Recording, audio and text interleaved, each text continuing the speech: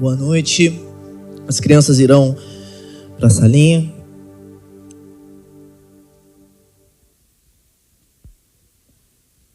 Espero que todos estejam bem. Você que está nos visitando, seja muito bem-vindo. Que Deus possa estar falando com você. A gente não está aqui hoje, gente, para simplesmente cumprir uma obrigação religiosa. A gente não está aqui porque faz bem para a gente.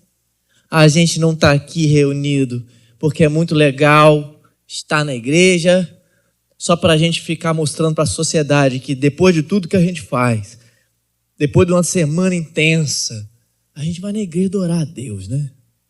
A gente está aqui para ouvir a voz de Deus, irmãos. Para ouvir a voz do Senhor. E a voz dele é a única coisa que importa. Então, em nome de Jesus, diga não para as outras vozes que vão tentar tirar a sua atenção. Para todas as vozes que queiram te distrair, as externas, as internas e até a minha voz. Até a minha voz, viu? Alguém mutou a minha voz. É você, Estevão?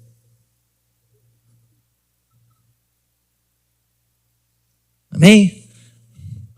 Estou ajudando todo mundo hoje aqui, gente. O som. Não dá para tirar, cara, por causa daqui. Tem que tirar aqui, tem que mexer aqui. Mexe aqui que aí você se vira. Opa, aí veio o pastor ajudar. Amém, irmãos? É assim. A gente está iniciando hoje a nossa nova série de mensagens. O seu título é Sentimentos e a gente vai olhar para aquilo que a gente sente. A Bíblia não trata nossos sentimentos como inimigos a serem ignorados. A Bíblia também não trata os nossos sentimentos como deuses a serem obedecidos. Mas a gente vai falar um pouco sobre eles, porque o mundo não nega os nossos sentimentos. A sociedade não nega os nossos sentimentos estão aí. O mundo, na verdade, está oferecendo falsos evangelhos para os nossos sentimentos. Toda mentira do mundo promete salvar um sentimento que você tem. Sempre vai ter. Mas a gente quer ver aqui, junto nessa série, nos domingos que a gente vai ficar até terminar aqui, que os sentimentos são janelas do nosso coração.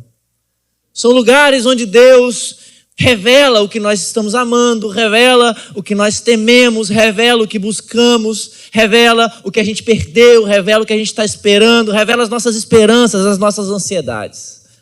E nessa série a gente vai caminhar pela Bíblia para junto a gente descobrir o que os nossos sentimentos revelam, para onde eles têm nos levado e como o Evangelho de Jesus Cristo alcança o coração da gente.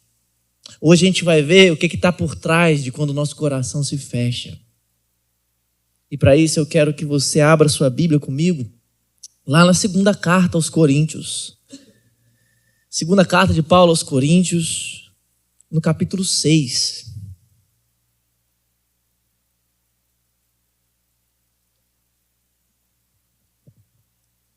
Segunda Coríntios, capítulo 6, se você estiver com alguém que não tem Bíblia do seu lado, você estiver com Bíblia, mostre a sua Bíblia, compartilhe com ele. Se você não tiver nada, é só você olhar aqui atrás, aqui que vai ser projetado aqui, 2 Coríntios, capítulo 6, para você poder acompanhar a leitura. A gente vai ler a partir do versículo 1. Olha o que diz a palavra do Senhor. E nós, na qualidade de cooperadores com Ele, também exortamos a que vocês não recebam em vão a graça de Deus. Porque Ele diz, no tempo aceitável escutei você e no dia da salvação eu socorri. Eis agora o tempo oportuno, eis agora o dia da salvação. Não queremos dar nenhum motivo de escândalo em coisa alguma para que o ministério não seja censurado. Pelo contrário, em tudo nos recomendamos a nós mesmos como ministros de Deus, na muita paciência, nas aflições, nas privações, nas angústias, nos açoites, nas prisões, nos tumultos, nos trabalhos, nas vigílias, nos jejuns, na pureza, no saber, na paciência, na bondade, no Espírito Santo, no amor não fingido, na palavra da verdade, no poder de Deus, pelas armas da justiça, tanto para atacar como para defender, por honra e por desonra, por infâmia e por boa fama, como enganadores e sendo verdadeiros, como desconhecidos, mas sendo bem conhecidos, como se estivéssemos morrendo, mas eis que vivemos, como castigados, porém não mortos, como entristecidos, mas sempre alegres, como pobres, mas enriquecendo a muitos, como nada tendo, mas possuindo tudo.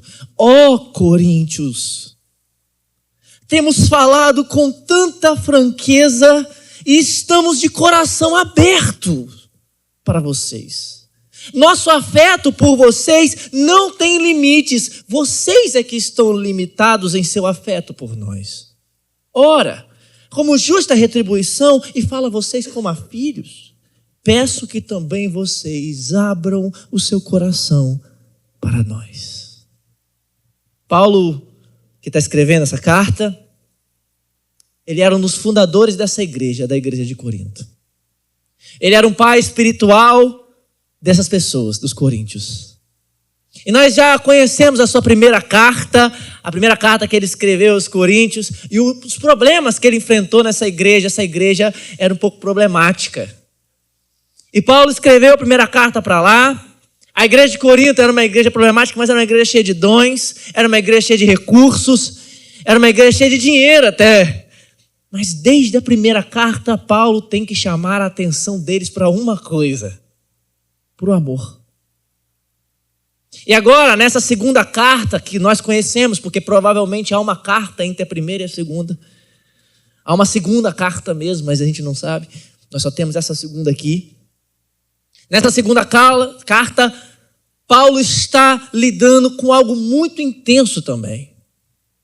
Em 2 Coríntios, Paulo escreve para responder uma série de acusações, ataques e mal-entendidos que haviam desgastado profundamente a relação que ele tinha com aquelas pessoas, que aquelas pessoas tinham com ele também. Aquela igreja, a igreja de Corinto, depois de tudo, permitiu a infiltração de falsos mestres, de falsos líderes, que passaram a minar a reputação de Paulo para aquelas pessoas. E aí, os coríntios influenciados começaram a questionar Paulo em vários pontos. O fundador, o pai espiritual deles. Começaram a dizer que Paulo não tinha palavra. Você não tem palavra não. Você diz que vem, mas não vem. Você é inconstante, Paulo. Começaram a dizer que a presença de Paulo era fraca e desprezível. Eles diziam assim: olha, você escrevendo, Paulo, é até legal, até bom, ousado, mas você falando é desprezível. A sua presença física é fraca.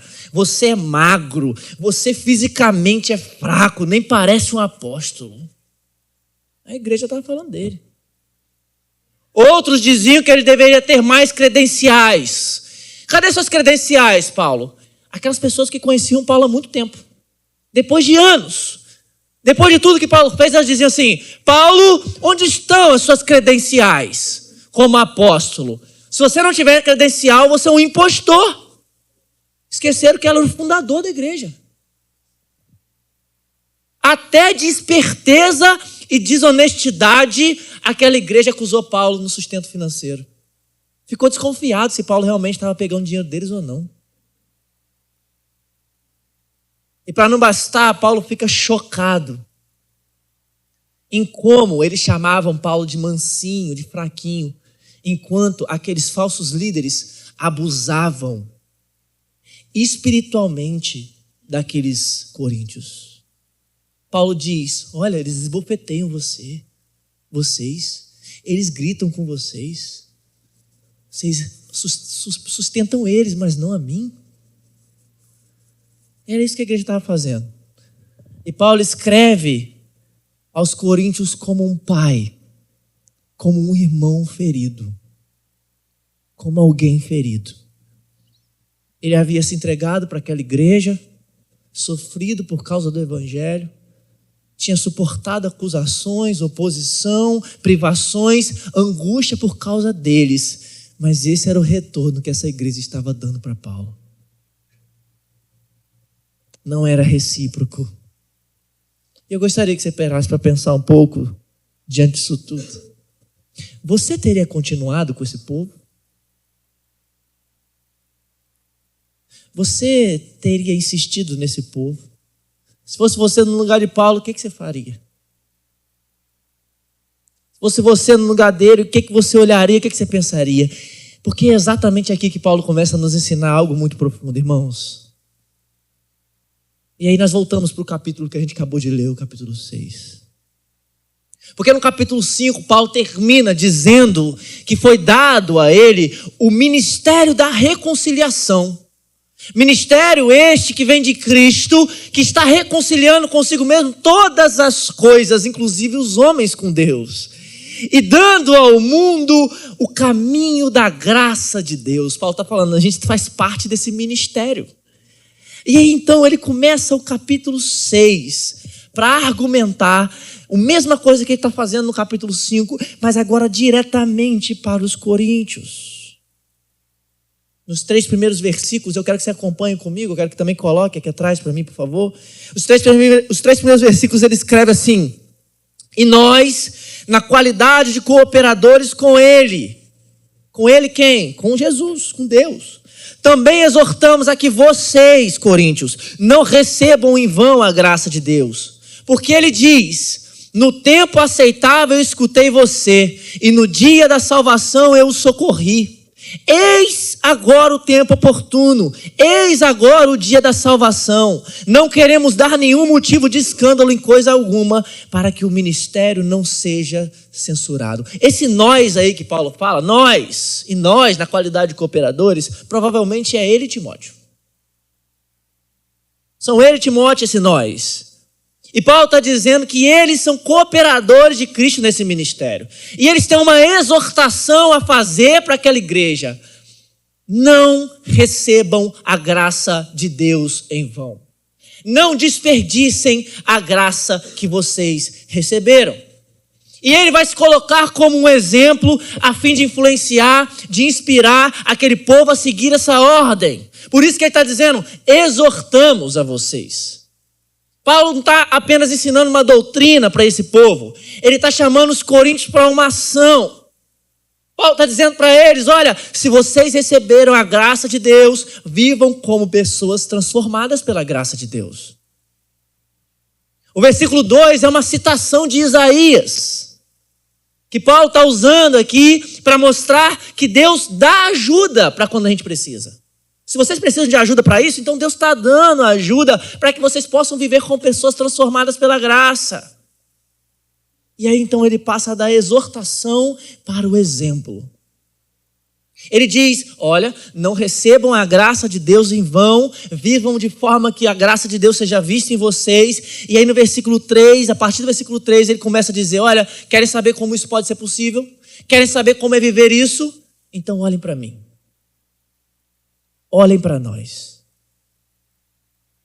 E então, nos versículos 4 a 10, nós temos um dos textos mais lancinantes, mais pungentes da Bíblia. Um dos textos mais pesados da Bíblia, porque Paulo começa a descrever toda a sua vida. Ele começa a mostrar o que ele passou na vida dele como um sinal de obediência, como um exemplo de obediência, não de fuga. E eu quero que você leia comigo novamente esses versículos, porque eles são importantes para construir a argumentação de tudo. E eu quero que você leia atentamente e imagine as cenas ao ler do que Paulo viveu. Versículo 4 ele diz assim, pelo contrário, em tudo nos recomendamos a nós mesmos como ministros de Deus. Agora veja essa lista. Na muita paciência, nas aflições, nas privações, nas angústias, nos açoites, nas prisões, nos tumultos, nos trabalhos, nas vigílias, nos jejuns, na pureza, no saber, na paciência, na bondade, no Espírito Santo, no amor não fingido, na palavra da verdade, no poder de Deus, pelas armas da justiça, tanto para atacar como para defender, por honra e por desonra, por infâmia e por boa fama, como enganadores, ele diz, porque todo mundo chamava ele de enganador, mas sendo verdadeiros, como desconhecidos, mas sendo bem conhecidos, como se estivéssemos morrendo, mas eis que vivemos, como castigados, porém não mortos, como entristecidos, mas sempre alegres, como pobres, mas enriquecendo a muitos, como nada tendo, mas possuindo tudo. Paulo dá uma grande lista do que ele viveu.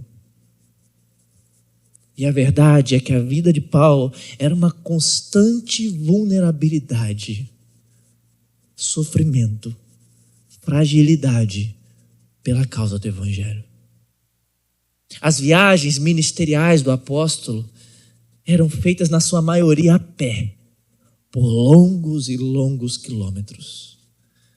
Quando não a pé, era feito por mares extremamente perigosos, mares estes que Paulo já sofreu naufrágios, o que gerava nele um extremo desgaste físico, sem nenhum luxo, sem nenhuma proeminência, muito diferente dos apóstolos modernos de hoje. Mas é nisso que Paulo vê o exemplo da graça. Aqui nesse texto ele apresenta para nós os paradoxos do Evangelho. Honra e desonra, infâmia e boa fama, como enganadores, sendo verdadeiros, como desconhecidos, mas bem conhecidos, morrendo, mas vivendo, tristes, mas alegres, pobres, mas enriquecendo a muitos, não tendo nada, mas tendo tudo. Aqui está a vida cruciforme. Aos olhos do mundo, essa vida parece perda, mas aos olhos de Deus é ganho. Paulo então exorta eles a não desperdiçarem a graça e mostra que é isso que ele tem feito durante todo o tempo da sua vida, desde o momento em que Jesus o chamou. Enquanto aquela igreja amava a pompa do mundo, a sabedoria do mundo, a imagem do mundo, a estética da riqueza, do poder, Paulo apresentava uma nova forma de viver para eles. Mas eu quero que você perceba que Paulo não está apresentando só uma forma de viver para eles. Paulo está apresentando também uma forma de amar para eles. E é onde a gente chega no texto principal, ou no bloco principal desses versículos que nós lemos. Eu quero que você leia comigo os versículos, novamente os versículos 11 a 13. Eles dizem assim: ó Coríntios, temos falado com tanta franqueza e estamos de coração aberto para vocês.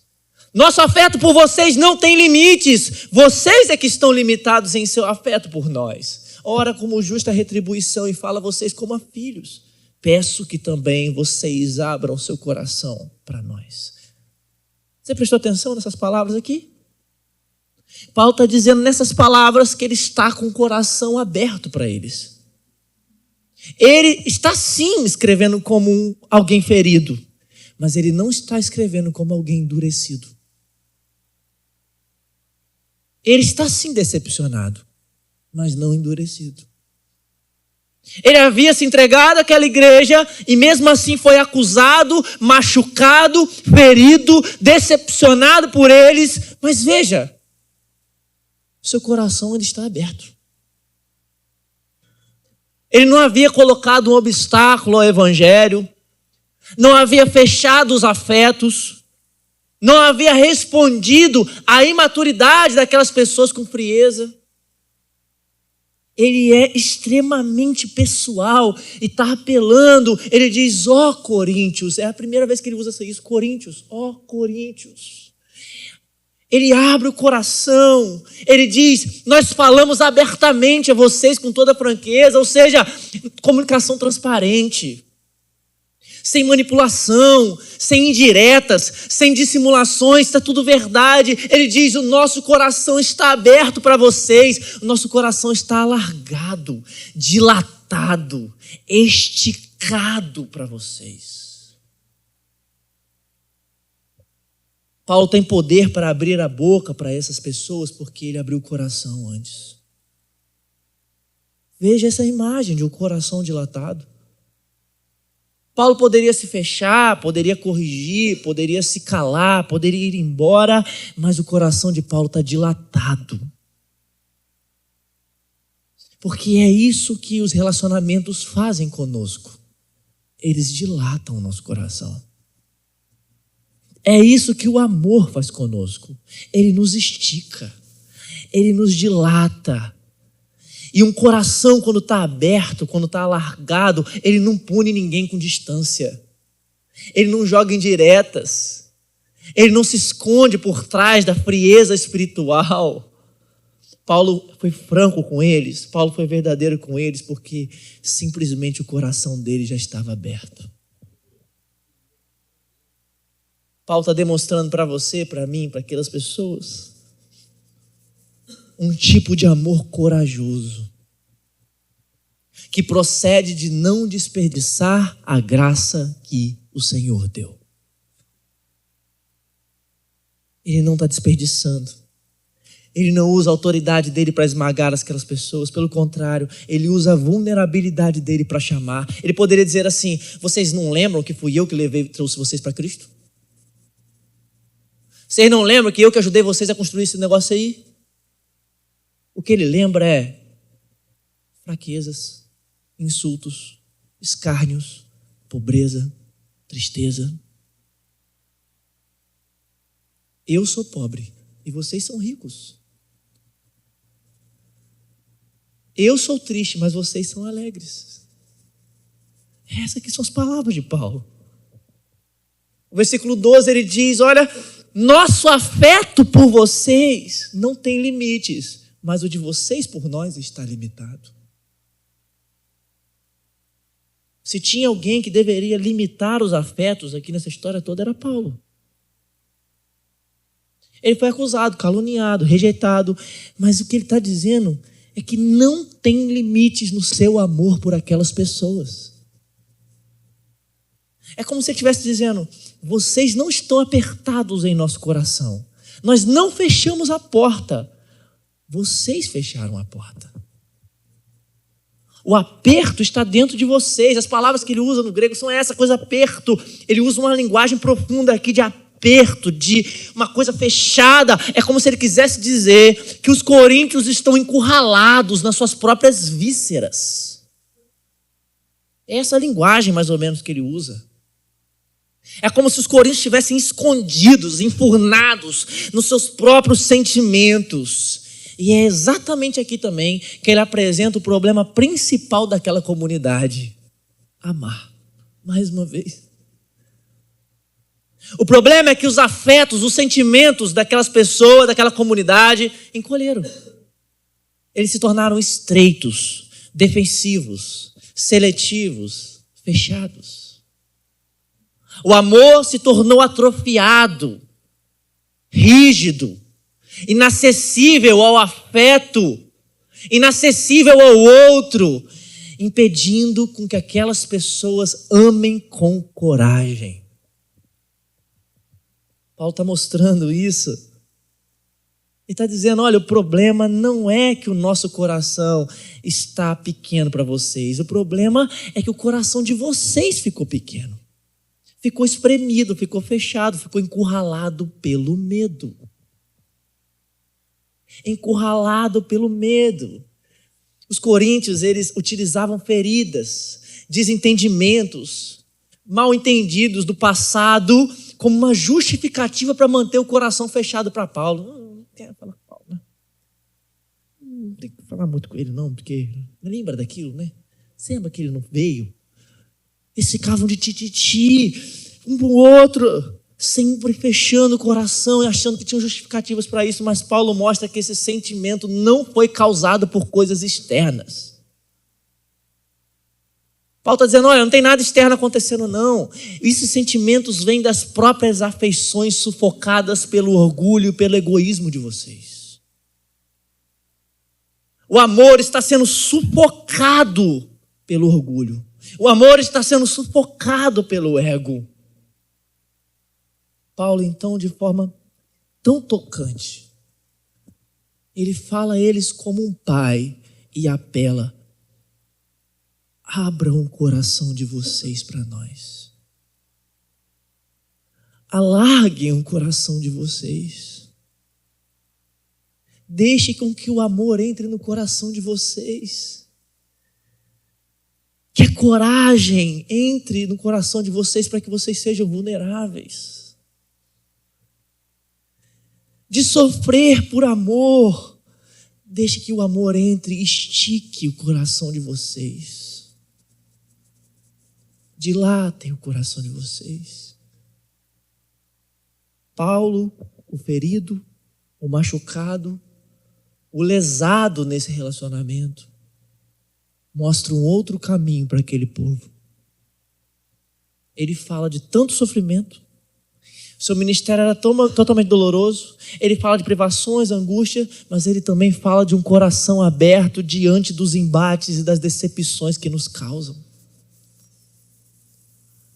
E ele faz isso, ele mostra tudo isso, ele mostra tudo que ele passou por uma razão.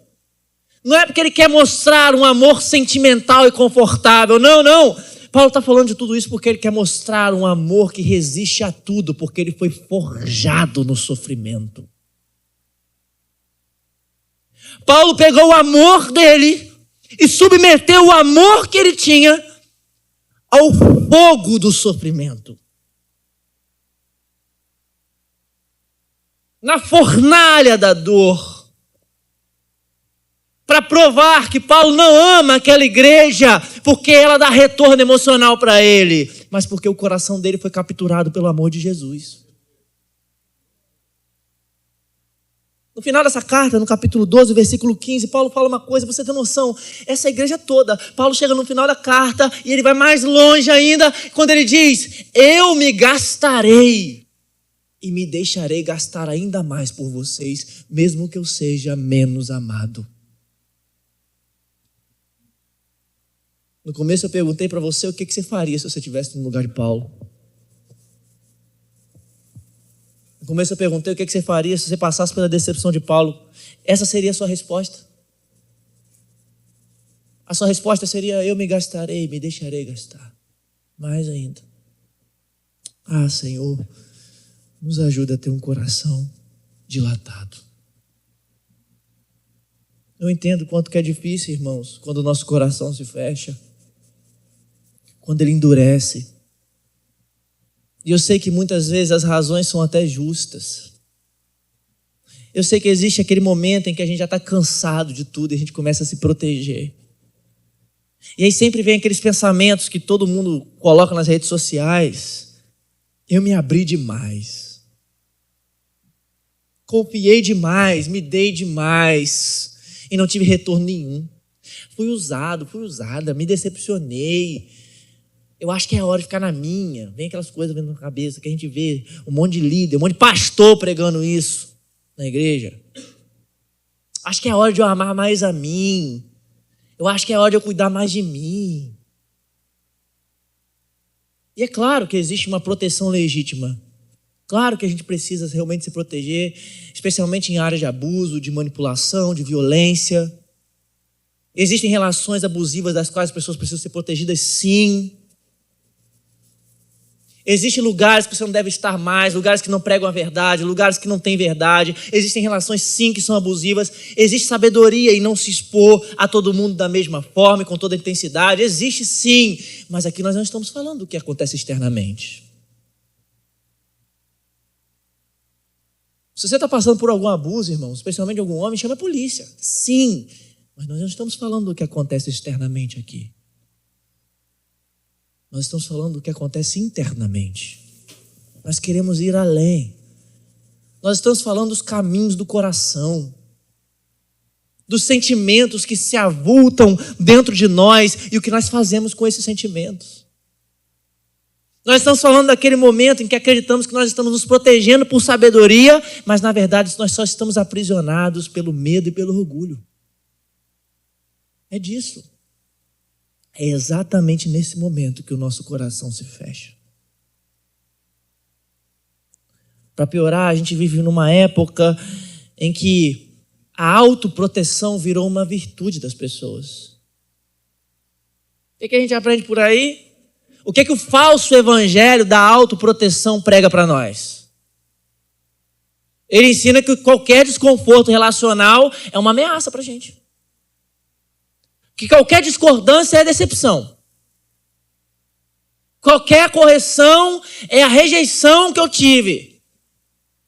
Você não pode ser vulnerável, porque qualquer vulnerabilidade é a fraqueza. Qualquer compromisso profundo é um risco que você corre, que você está correndo, é um risco excessivo. Não se comprometa profundamente com ninguém. E esse estreitamento vai atingindo proporções enormes nessa nossa sociedade que só se conecta pelo digital. Que tem não sei quantos mil seguidores e muito poucos amigos. As redes sociais só nos dão uma sensação de intimidade, mas não podem nos dar intimidade. Eu fico impressionado com as pessoas que começam a chorar nas redes sociais, falar e tal, com pessoas que nunca viu na vida. Eu fico perguntando, eu queria ser amigo dessas pessoas para poder chorar comigo. Quando eu vejo alguém chorando nas redes sociais, que eu estou passando por isso, por aquilo e tal, não sei o quê, eu fico pensando assim, mandar uma mensagem e falar assim, quer ser meu amigo? Porque pode chorar comigo.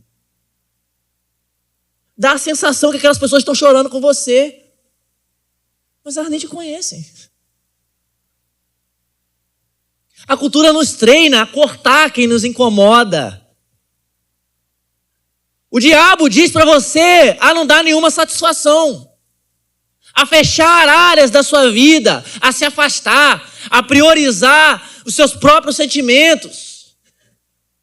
No final das contas, o que a gente está sendo discipulado por aí é que fechar o coração é a única forma de não sofrer. E a gente fica numa intensa procura por um tipo de amor, por um tipo de relacionamento que evite todos os riscos. A gente faz a nossa listinha. Os solteiros da igreja, eu tenho que ter uma conversa com vocês. Voltando. E aí...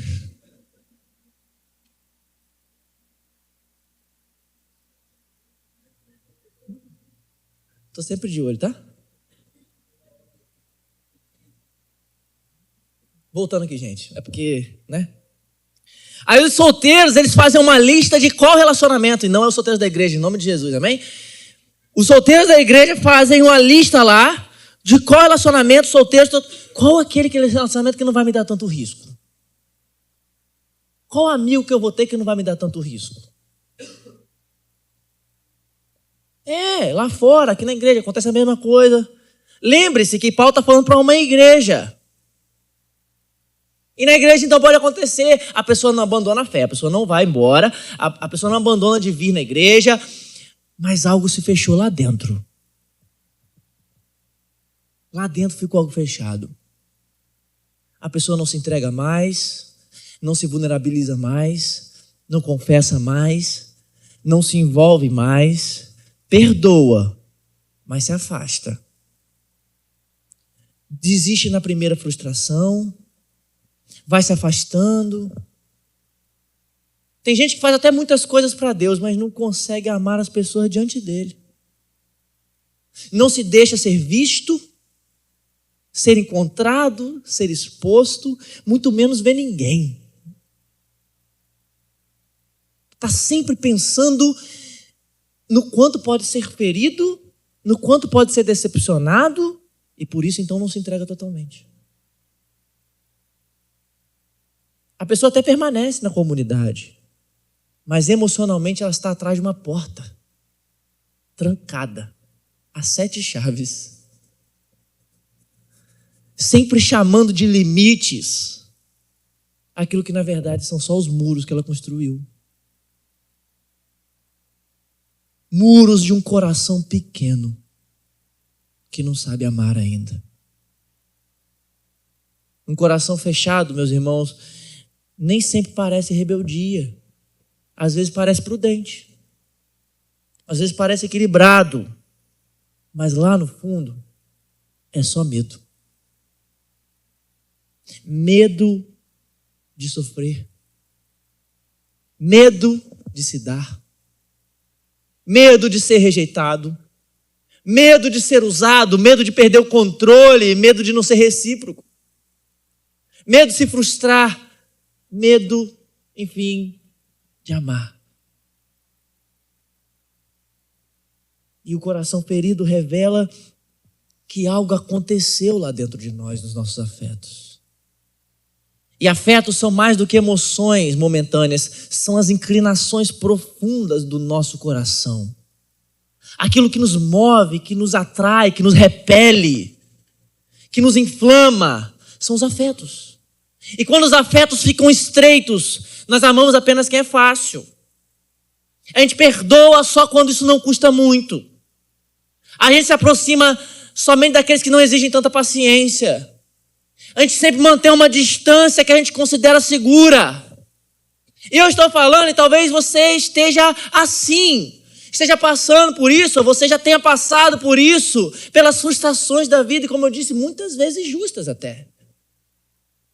E aí você tem tentado resolver tudo isso com menos amor e mais fechamento, se doando, amando apenas quem cabe no seu orçamento emocional. Você vive interpretando tudo como risco. Se alguém se aproxima de você, você imagina que tem alguma intenção errada. Se alguém pede ajuda, você acha que isso vai ultrapassar os limites. Se alguém falha com você, isso só confirma a tese de que não era para confiar em ninguém, tá vendo? E aí você vai vivendo, deixando de discernir caso a caso, coisa com coisa, passando sempre a viver um estado de defesa. Inacessível. Mas você já parou alguma vez para pensar realmente do que você está fugindo? Quando você foge de algo, quando você pensa assim? Quando a gente transforma a autoproteção num princípio supremo, a gente começa a formar pessoas que são incapazes de amar, queridos. E a gente nem percebe que no final a gente está preso na gente mesmo, com os afetos cada vez mais atrofiados. E a gente não percebe porque que a gente está mais triste. A gente não percebe porque que a vida começou a andar errado. Por que a gente está mais cansado? Por que a gente está mais traumatizado? Por que a gente está mais amargurado? Por que a gente não consegue entender os nossos dilemas mais? Porque a gente não foi capaz de ter coragem para abrir o nosso coração. Porque a gente não foi capaz de ter coragem para se abrir para aquilo que o amor faz com a gente. E muito menos de forjar o nosso amor na escala do sofrimento. E esse sentimento é real, eu sei. E talvez tenha razões reais. Mas a Bíblia nos mostra que os nossos sentimentos não apenas mostram o que aconteceu com a gente, ou mostram somente as feridas que nos causaram. Os sentimentos que moram na gente revelam que tem alguma coisa governando o nosso coração. Não é só descobrir o porquê sentimos isso ou aquilo. A gente vai precisar ver o que esse sentimento revela sobre os nossos amores, sobre os nossos medos, sobre a minha visão sobre Deus. No fundo, um coração fechado, afetos limitados, são resultado de um coração que não crê que Deus é suficiente para sustentar quando vier a decepção. O coração se fecha porque não crê que Deus pode simplesmente ser maior quando o risco do amor chegar. É um coração sem coragem, sem ser ativado pela graça e pelo amor de Deus. É um coração incrédulo de que Cristo pode nos satisfazer e nos empoderar quando nós precisarmos perdoar, amar, suportar, crer, esperar, sofrer. Porque é isso que o amor é. Ele tudo sofre, tudo crê, tudo espera, tudo suporta. Não busca os seus próprios interesses, não suspeita o mal. É bondoso, é paciente e jamais acaba. O que está por trás do sentimento de um coração fechado é um coração que protege o ego acima de tudo. E ele parece te proteger, mas ele só te deforma. No final, nem você sabe quem você é mais. Nem você sabe o que causaram você. Nem você sabe mais se você causou algo a alguém também. Porque você está deformado. E isso pode até evitar algumas dores, mas está te impedindo de viver muitas coisas também. Muitas graças, muitos avanços, muitos obstáculos ultrapassados. Na verdade, esse caminho nos leva a desperdiçar a graça que Deus nos deu, como Paulo escreveu. E que graça, João, é essa? Que graça é essa? Se existe essa graça, realmente ela pode mudar tudo? Bem, eu poderia dizer simplesmente para você nessa noite que é para você parar de se sentir assim. E acabou a pregação. Eu poderia recomendar você a terapia. Terminamos a pregação. Ou eu poderia afirmar os seus sentimentos. Mas o que eu quero que aconteça pelo poder do Espírito Santo de Deus e em nome de Jesus é que eu quero que você veja que esse sentimento revela a sua necessidade da graça de Deus. Que essa coisa que você está sentindo aí só está aí para revelar o quanto você precisa da graça de Cristo. Está aí para que você veja que há uma graça disponível e ela não deve ser tratada em vão. Os coríntios estavam com o coração fechado, com os afetos limitados, sem coragem para amar, mas no íntimo mesmo, eles só estavam desperdiçando a graça. E o que eu quero que você veja nessa noite é essa graça. Eu quero que você veja como Cristo entrou nessa dor, carregou a sua culpa, venceu a sua morte, te deu uma nova identidade, uma graça e pelo Espírito está aqui para reordenar os seus sentimentos. Porque a mensagem central do Evangelho é que essa graça que Paulo fala para a gente não desperdiçar, simplesmente nos alcançou justamente quando nós éramos pecadores. Os piores dos piores. Os seres mais decepcionantes que existiram e existem. E se Cristo tivesse apenas amado pessoas fáceis, nenhum de nós poderia ser salvo. Se Cristo tivesse amado só pessoas que não decepcionam ninguém, nenhum de nós poderia ser salvo. Mas esse Cristo, esse Jesus, nos amou com o coração aberto, ferido, e entregue para formar em nós um povo capaz de amar com coragem. Jesus é o coração verdadeiramente aberto, irmãos. E eu quero que vocês possam ver esse coração. O supremo coração de Jesus. Um coração dilatado. Um coração alargado. Porque Jesus não nos amou com o coração estreito. Ele não nos amou assim. Ele se aproximou de gente impura. Ele tocou nos leprosos. Ele comeu com os pecadores. Ele suportou os discípulos mais lentos e que demoraram anos para mudar. Ele suportou. Ele amou os inimigos. Ele pediu na cruz: Pai, perdoa-os porque eles não sabem o que fazem. O texto diz que na noite em que ele foi traído,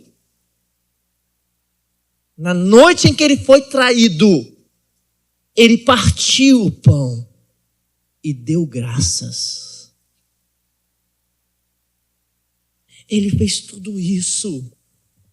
E a vida dele nunca foi marcada por autoproteção. Ele lavou os pés dos traidores, dos covardes, dos orgulhosos. E por fim ele abriu os braços na cruz e foi esticado por nós. Um braço para um lado, um braço para o outro, esticado, alargado, até que o prego encontrasse as suas mãos por causa dos nossos pecados. Na cruz ele não se protegeu da dor para nos amar. Não teve amor mais vulnerável do que o de Cristo. Não teve amor mais exposto, mais rejeitado e mais transpassado do que o de Cristo. O texto diz que um soldado transpassou o lado de Jesus com uma lança, uma marca de amor. E saiu sangue e água, o texto diz. Sangue para poder comprar o seu povo e água para poder purificar o seu povo. Os nossos pecados simplesmente colocaram Jesus naquele madeiro, mas foi aquele madeiro, foi aquelas feridas que se tornaram para nós a fonte da vida que a gente precisa para viver. O coração de Cristo foi aberto para que o nosso coração fechado pudesse ser curado hoje. Porque somente quem foi amado por um Cristo assim pode abandonar a prisão da autoproteção e começar a amar de novo. A forma da gente abrir o nosso coração, queridos, é não desperdiçando essa graça. O nosso coração só se abre porque primeiro foi alcançado. É assim. O chamado de Paulo aos Coríntios e nessa noite abram o coração, não significa apenas assim, sejam pessoas mais legais. Seja uma pessoa que aceita mais um pouquinho de coisa. Na verdade, não. O que Paulo está por trás de tudo que Paulo está falando é, olha, gente, olha só, vocês foram amados por um amor largo, um amor dilatado, um amor grande. Agora deixa esse amor abrir o coração de vocês também.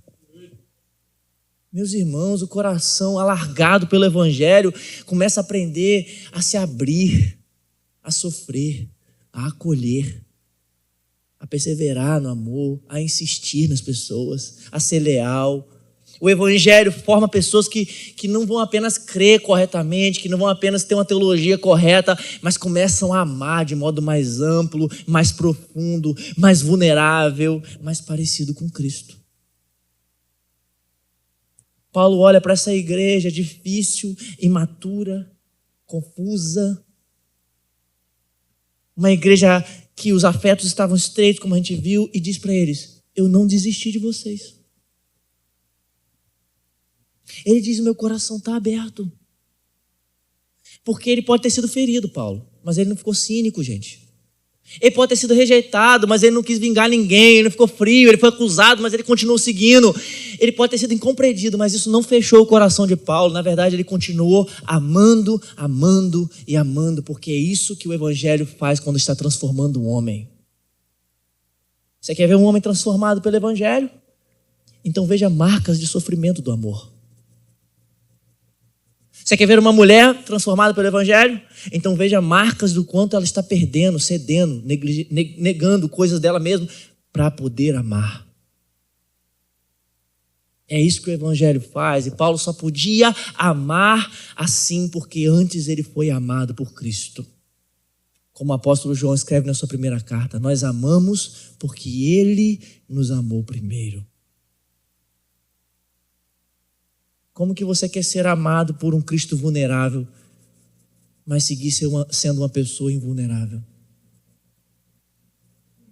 Como que você pode cantar dizendo que Jesus alcançou um pecador como você, se as suas primeiras reações para os pecadores é de rejeição?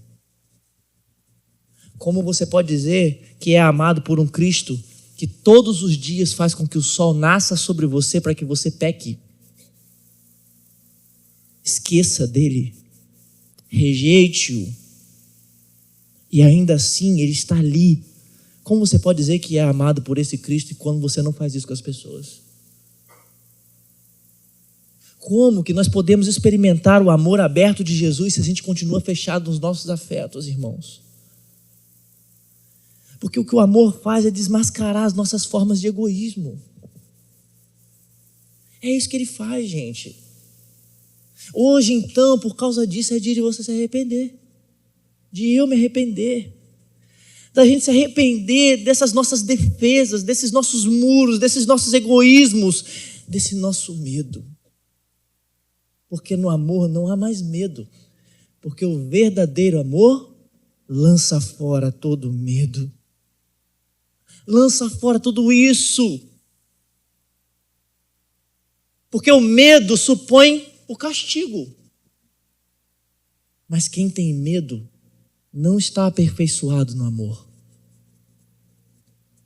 E o que é estar aperfeiçoado no amor, João? O que é isso?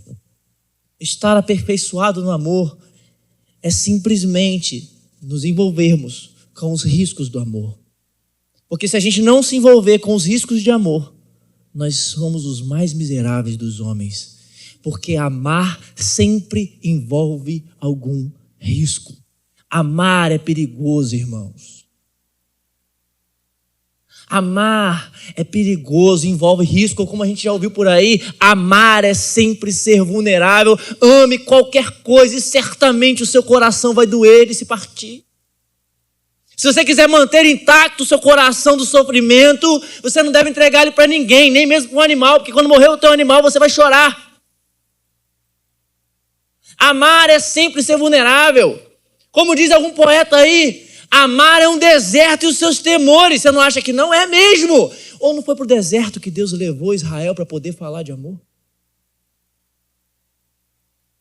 O amor, ao mesmo tempo que se aproxima, nos prende, nos faz escravos. Ao mesmo tempo que nos dá segurança, nos expõe a riscos. É um paradoxo. Ele nos fortalece, mas ao mesmo tempo nos faz temer profundamente. Ele constrói coisas em nós e destrói coisas de nós. O amor constrói o nosso crescimento. Ele começa a dizer, olha, cresça como uma planta, mas ele faz isso nos podando, arrancando coisas da gente. É isso que o amor faz. O amor é igual um raio que vai abrindo as fendas, os vales. Ele começa a revoltar as águas dos rios do nosso coração, dizendo, vá por esse caminho. Simplesmente ele vai surgindo com uma força que a gente não consegue controlar, e ele vai destruindo as nossas certezas, a imaginação que a gente poderia ter de algo, aquilo que a gente projetou para a gente. O amor vem e começa a construir outras coisas em nós. Amor dói. Amor é ruim, queridos. Para a carne, para o ego. O amor possui a necessidade de dar e receber. Se ele só se dá, ele se torna manco. Se ele só recebe, ele se torna cego. Amar é sempre ser vulnerável. É vulnerável demais você segurar o seu filho. De tanto amor que você sente, mas ao mesmo tempo você sabe que daqui a alguns anos ele vai embora. Que ele vai te decepcionar. E você também. Nós amamos os nossos pais, as nossas mães, e amamos com todo o coração. Mas nós sabemos que um momento nós vamos tê-los mais. Amar é sempre ser vulnerável. O amor e o sofrimento, eles caminham lado a lado, irmãos. E aquele que ama nunca mais é o mesmo. O amor estica a gente. E dói ser esticado. Dói ser dilatado. Mas quanto mais dilatação acontece no nosso coração, mais espaço o nosso coração ganha para podermos amar mais. Então abra o seu coração nessa noite. Dilate o seu coração. Porque o único espaço, um único lugar, onde você vai ficar livre de todos os riscos, de todos os perigos do amor, além do céu, é no inferno. Lá o amor não vai ter risco nenhum, porque lá não tem ninguém que sabe amar. Por isso eu clamo a vocês nessa noite, abram o coração de vocês, dilatem um coração.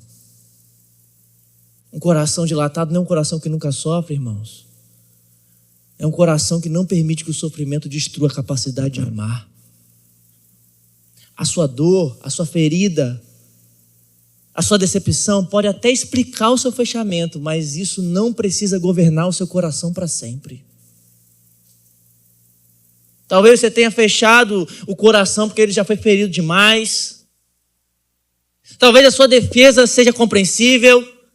Talvez você saiba exatamente quando o seu coração se fechou, não sei, depois de uma traição, depois de algo que foi feito contra você, uma decepção, uma ingratidão, alguma coisa, uma exposição, não sei. E aí desde então, você decidiu, eu nunca mais vou me abrir assim. Talvez você esteja pensando nisso. E aí você aprendeu a desconfiar, aprendeu a se proteger, mas isso vai te deixar só sozinho. Você vai dar de cara com a solidão, irmãos. E o evangelho não despreza a sua dor. Jesus sabe o que é ser traído, Jesus sabe o que é ser rejeitado, Jesus sabe tudo isso, o que é ser abandonado, o que é ser decepcionado, mas Jesus também está querendo te mostrar nessa noite que a dor não pode ter a última palavra sobre o seu coração. A ferida, a decepção que te causaram não pode ter a última palavra sobre você. Abra o seu coração, irmão. Jesus veio e morreu para trocar o seu coração de pedra por um coração vivo, capaz de amar um coração igual ao dele. Então pare e pense, com quem que você se tornou frio?